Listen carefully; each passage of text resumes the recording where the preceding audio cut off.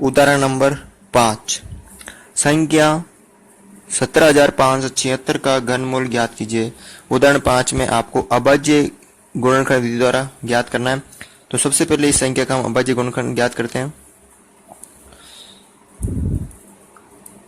सबसे पहले मैं इसके अंदर 2 का भाग दिया, 8 दूनी 16, 17 में से 16 गए 1 और 5, 7 दूनी 14, 15 में से 14 गए 1 और ये हो गए 17, 8 दूनी 16 और ये वापस 8 दूनी 16। फिर वापस इसके अंदर मैंने 2 का भाग दिया 4 बार, फिर 3 बार, ये हो गए, एक शेष बचा तो 9 दूनी 18 और 4 दूनी 8। फिर 2 का भाग दिया, 2 दूनी 4, 2 1 कम 2, ये 9 दूनी 18, 1 7 दूनी 14।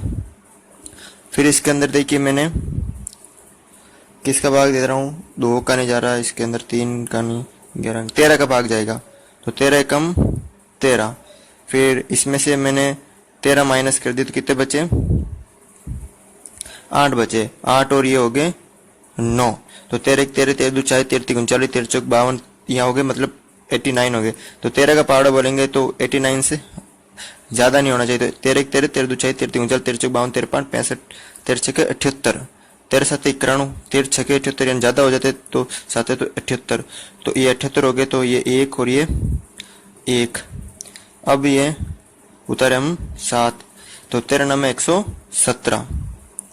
फिर वापस मैंने इसके अंदर 13 का भाग दिया, 13 कम 13, तो 16 में से 13 माइनस निकाले,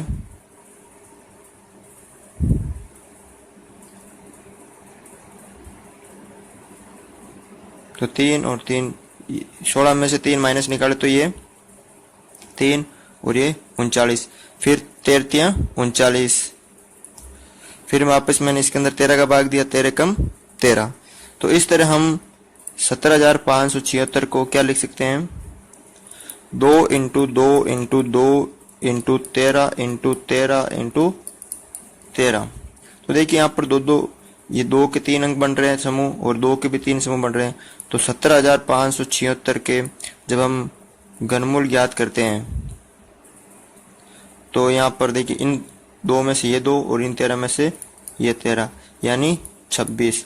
तो ये घनमूल किसका है, 17,576, 26 का। तो इसका आंसर देखिए उदाहरण नंबर 6, अभाज्य गुणनखंड विधि द्वारा 9,261 का घनमूल ज्ञात कीजिए।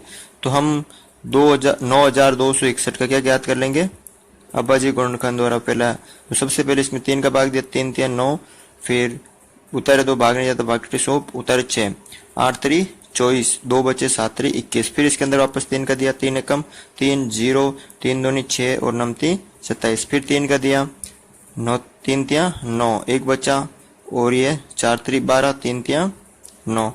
फिर इसके अंदर 7 का जाता है, ये 7 चौक 28 और ये 7 9 63। फिर 7 का जाता है 7 7 और 50। फिर 7 का जाता है 7 एकम 7। तो इस तरह हम 9,261 को क्या लिख सकते हैं, 3 into 3 into 3 into 7 into 7 into 7। तो देखिए यहाँ पर ये समूह बन रहा 3 का और ये 7 का, एक समूह बन रहा 3 3 अंकों का। तो हम जब 9,261 का घनमूल ज्ञात करेंगे तो इन तीनों में से एक 3 और इन 7 में से एक 7, तो यानी 21। तो ये 9,261 किसका है, 21 का घनमूल है। अब देखिए उदाहरण नंबर 7, संख्या 13,824 का घनमूल आकलन द्वारा ज्ञात कीजिए। जो आकलन विधि, इसको आप बहुत समझना जरूरी है। तो सबसे पहले हम यहाँ लिखते हैं संख्या,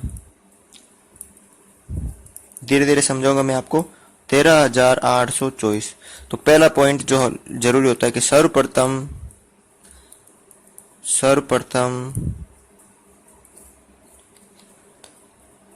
दाईं ओर से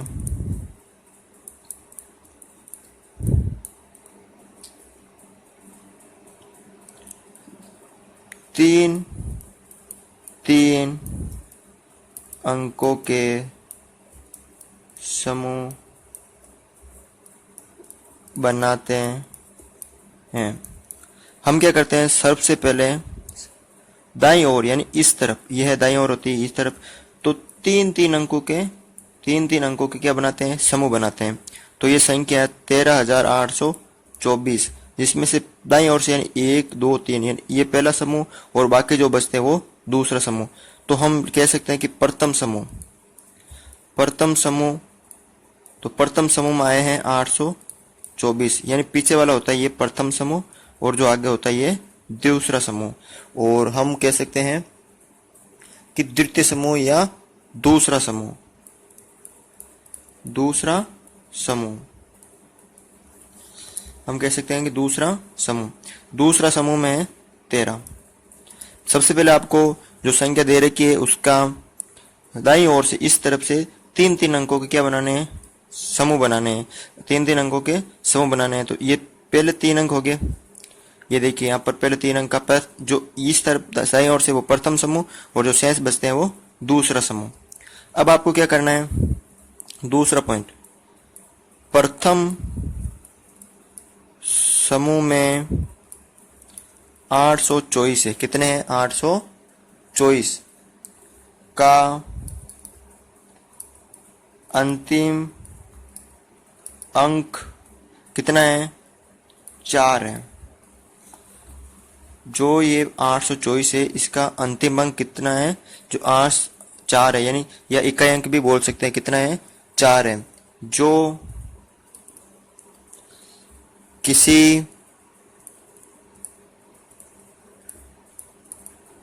संख्या के इकाई अंक पर तभी आता है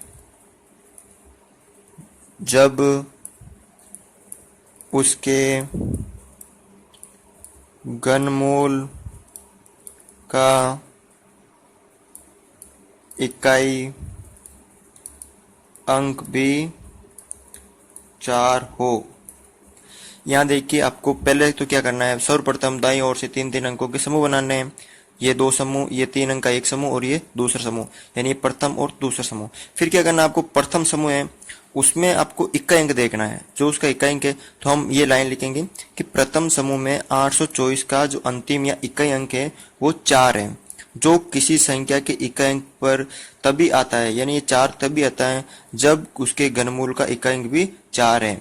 जब हम किसी संख्या का घनमूल करते हैं तो आपको पता है कि सभी घनमूल के अंक जो इकाई अंक आपको याद रखने हैं, यानी 1 का कितना होता है, 1 होता है, 2 का कितना होता है, 8 होता है, 3 का कितना होता है, 27 होता है, 4 का कितना होता है, 64 होता है, 5 का कितना होता है, 125 होता है, 6 का कितना होता है, 216 होता है, 7 का कितना होता है, 343 होता है, 8 का कितना होता है, 512 होता है, 9 का कितना होता है, 729 होता है, और 10 का कितना होता है, 1000 होता है।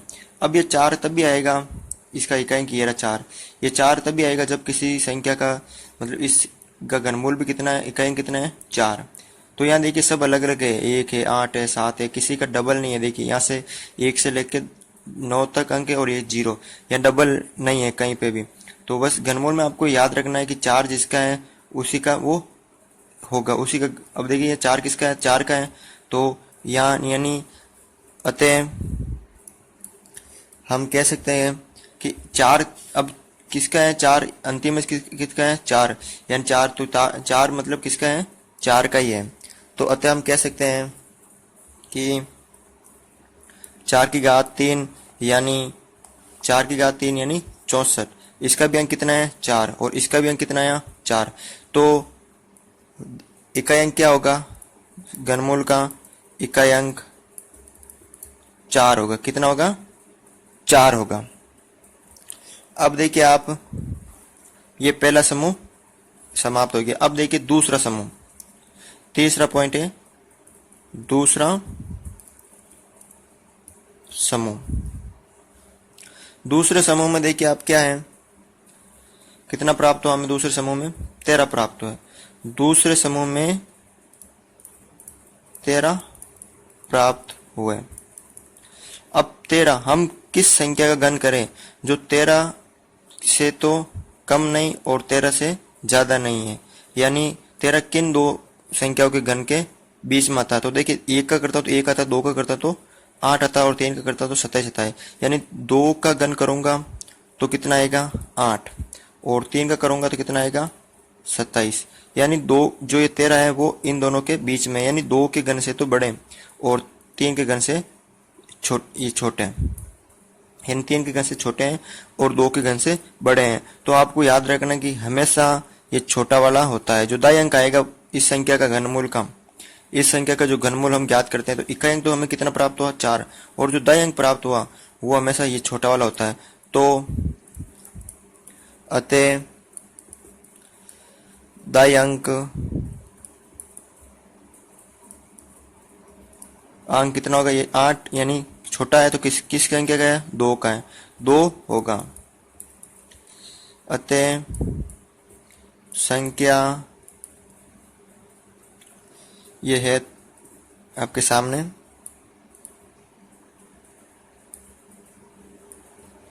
का घनमूल कितना होगा, यानी दाई अंक तो 2 हुआ और इकाई अंक कितना हुआ 4, यानी ये किसका है 24 का घनमूल है। तो इस तरह आप ज्ञात कर सकते हैं। एक और वापस रिपीट करता हूं। सबसे पहले संख्या में दाईं ओर से आपको 3-3 अंकों के 2 समूह बनाने हैं। प्रथम समूह में ये 3 अंक आगे, और ये प्रथम समूह में, और द्वितीय समूह में ये 2 अंक आगे। अब आपको प्रथम समूह में क्या करना है कि इसका इकाई अंक देखना है।